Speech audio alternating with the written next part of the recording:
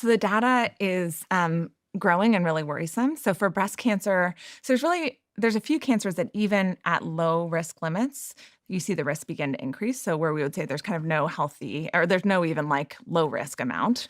So breast and esophageal cancer are two examples of that. So breast cancer, if you were to drink below those low risk limits, so in the US, that would be fewer than 7 drinks, but a drink in the US is 5 ounces of wine, which is smaller than that. Or in the UK is below that 14 units, so it would be fewer than 7 of that size glass of wine. We still see a slight increase in the risk of breast cancer. It's about a 5% increase. So that means your risk of breast cancer would increase by about 5%. Now that's not huge. So I think, percent increase is kind of hard to do the math on. But if you think in the US, for example, the average woman has a 13% likelihood of getting breast cancer in their lifespan. 13% likelihood. Really, yeah, Wow. really high. So 5% increase would increase that to like 13.6 or so. So that means that if there's 9 women in this room, Yeah. one of them is going to get breast cancer probabilistically. In their life. Yep. Damn. Yeah. Why and it's increasing? Yeah. And so the reasons for that are likely environmental because your genes don't change over that time period. So the risk factors, if you think about breast cancer, it's alcohol, it's obesity, it's, age at when you have children or don't have children because it's a really hormonally driven cancer.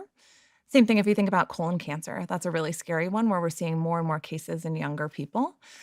Some of the drivers of that, eating meat. So processed meats increase your risk of colon cancer. So, these very sort of normal behaviors.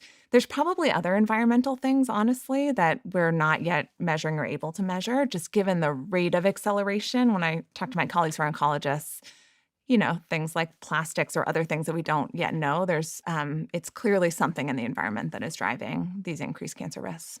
So even at this sort of level, if I'm drinking, that might be 1 unit, right? Yes. So That'd that would be be 1 7 unit. units So a week. that would be fewer than 14 of that. So you could see if you had double that, it would be a decent pour of wine. You could not have more than 7 of those in a week to be in low risk. But even drinking that amount, your risk of breast cancer would go up a little bit. Even this amount? Mm-hmm. There's really sort of no safe amount of alcohol when it comes to breast cancer. Is it just breast cancer? So that low risk category, so when these big cancer studies categorize people as sort of low risk or light drinkers, moderate or heavy. And for pretty much every cancer, once you get to the moderate category, we start seeing increases. And there's what we call a dose-response relationship. So the more you drink, the higher your risk of cancer. There's only a few cancers that the risk seems to increase even at that very low level, and breast cancer is one of those, and then esophageal cancer is one of those. So there are certain cancers where even a small amount of alcohol will increase your risk.